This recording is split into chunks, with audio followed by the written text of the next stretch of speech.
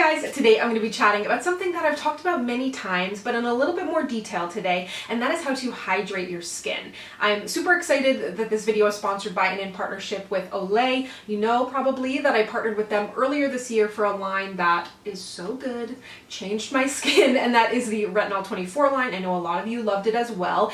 Today we're going to be chatting about a staple from them, and that is the Olay Micro-Sculpting Cream. If you missed it on Instagram, I did what I believe to be a super cool experiment because this cream rivals the high end. I will chat about that in this video, and I'm going to talk about this cream along with some other tips and tricks that I have to hydrate your skin, make it happy and healthy no matter your skin type. So let's chat about the cream and then we'll get into the rest of my tips.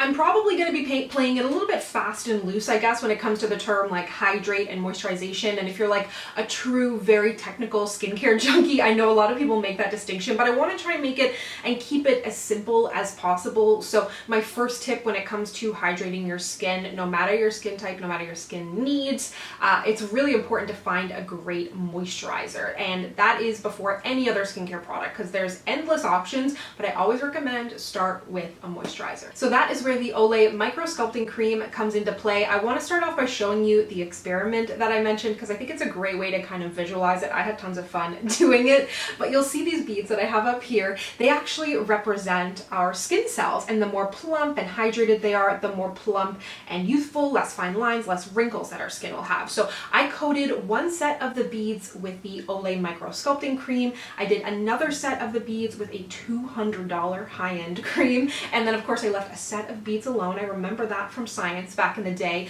to kind of be able to measure how they looked. So I left these beads in like overnight for almost 24 hours to see how they would plump and see how they would react to the different creams. And you can see here very clearly that the Olay beads are super plump, they're much bigger, and I thought that that was super cool and a really great way to be able to visualize what this can do for your skin. And this is obviously not an exact science. We are sitting here in my den. I am not a scientist. They sent me the lab coat, but it is a really great reminder that more expensive doesn't always mean better. And I fall into that trap all the time with skincare too. I think it's a really nice cream that I can use day or night. It depends. It's not heavy. It's not greasy. It feels hydrating, has a really nice texture under makeup or like I said, at nighttime. And something that I like about this is it's versatile because I use a lot of acids. I use a lot of active ingredients. So this is something that I can reach for no matter what else is going on in my skincare routine. That will help me reduce irritation, or it just becomes like a great layering product that I can use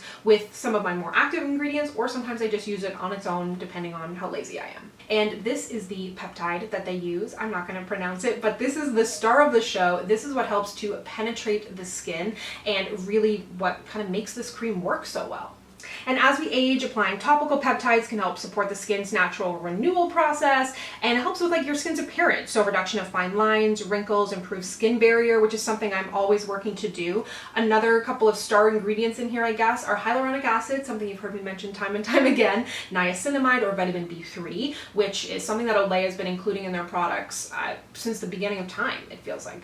And that also helps with dark spots, with the skin's texture, of course, your overall hydration. So it's a really good do-it-all cream. So if you are curious, I will have some more links and information down below if you want to check it out for yourself. Of course, it's available wherever Olay is sold, which is pretty much everywhere. But let's go ahead and get into the rest of my tips. So the first one, and also I'm going to skip the sarcasm on this because the last time I did a tips video, I put some dry sarcasm in the beginning and it didn't fully translate. So I'm just going to get straight to my tips. The first one is try to avoid long hot showers. I know sometimes it feels really good, but it'll dry out your face and it'll dry out your body too. I've actually, both with my face and body, trying to have a colder shower. I'm trying to actually wash my face with fully cold water. It feels wrong, but I think it is actually helping, and the hot water, that's really not going to do a great job for any of the skin on your body. So if you can avoid it, you know, on the day-to-day, and then when you do have that nice long hot shower, it feels more like a treat. I did a bunch of reading about whether or not drinking water helps to hydrate your skin. It seems like the jury is still out on that. I feel like a lot of people are going to have a lot of feelings about that because you say anything about skin and people tell you to drink water, and I will not tell you not to drink water. You should be doing it. It is great for you no matter what, but I don't think there's like an exact science or an exact link between drinking water and having great skin. Obviously, not drinking enough water is going to affect your skin, but Is there like a perfect amount that you can drink to like give you great skin if you have other things going on, if you're not using the right moisturizers, if you have a chemical imbalance, anything like that, that's also going to factor in. So like drink your water, but like it can only do so much.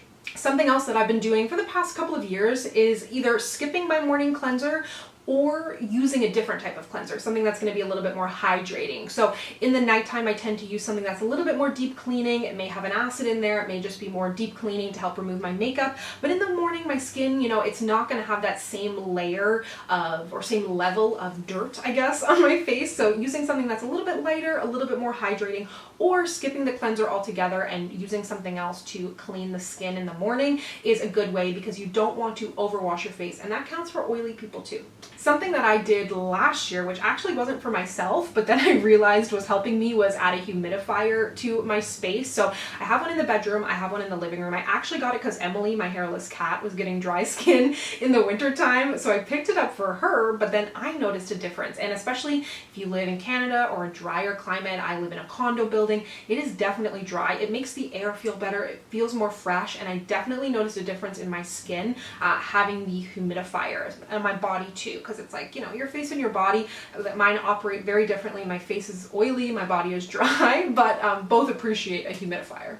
There's all kinds of different great hydrating ingredients out there. I've talked about niacinamide or B3, hyaluronic acid is a favorite of mine, but especially if you're using products like hyaluronic acid, but at any time, consider leaving your face a little bit damp when you go to put on your moisturizer, your serum, whatever it may be. That actually makes a difference. It feels really good. You don't want like a sopping wet face because you don't want it to drip off. Generally, I'll just kind of pat my face with a towel, and that's another good tip, is not to rub your face too hard, but pat my face so it's a little bit damp and then put on my hydrating products, and I promise you, you will notice a difference. Then of course there's other types of products to have on hand, because you know, I talked about moisturizers, that's kind of the base place to start. Of course SPF is very important, but when it comes to hydrating, think about things like serums, essences. They can both be really lightweight hydrators if you're afraid of having anything too heavy. Then there's also like sheet masks I find tend to be very hydrating, or other masks. Like there's other hydrating masks out there, especially if you have oily skin, you don't necessarily like the feeling of anything heavy on your skin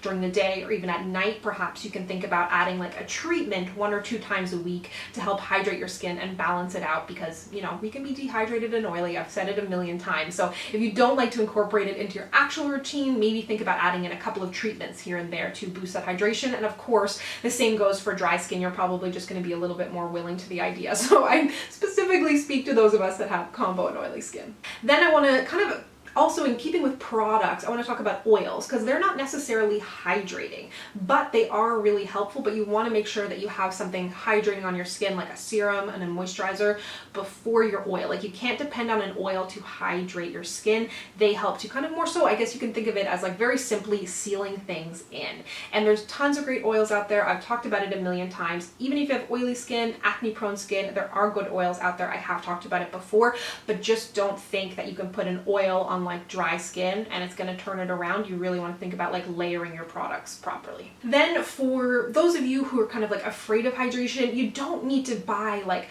the richest, heaviest creams. It depends on the seasons. It depends on your skin type. There's tons of great options out there, things that are going to be lighter. You can build up light layers, or you can find something that is rich and hydrating and put that on. Think about the season, think about what your skin is going through, how it's feeling, adjust it day to day and kind of play around. But I think people get scared when they think about hydrating, because I know that's how I was, and I was like, I don't want anything heavy. But there's tons of good things out there that are like rich and heavy, but absorb nicely into the skin. Like not everything sits on the skin in kind of the way that you might think it is. And of course, if you have dry skin, you're like, give me the heaviness, layer it on, hydrate me. But yeah, there's tons of great products out there. You can do light layers of certain products, of essences, serums, moisturizers, even in oil. There's light oils out there. But I'm just trying to, I guess, more so hammer home the point that like hydrating doesn't mean heavy, and even rich doesn't mean heavy. There's lots of great things out there that absorb into the skin really well. Even if the texture initially might feel a little bit heavy, there's tons of good options out there. So that is everything from me. I hope you found this helpful. Let me know down below if you have tried this cream, if you plan on trying it. I would love to hear from you. And if you'd like to connect with me, you can find me on Instagram, Twitter, and Facebook at SamanthaJaneYT, and I'll see you guys next time. Bye!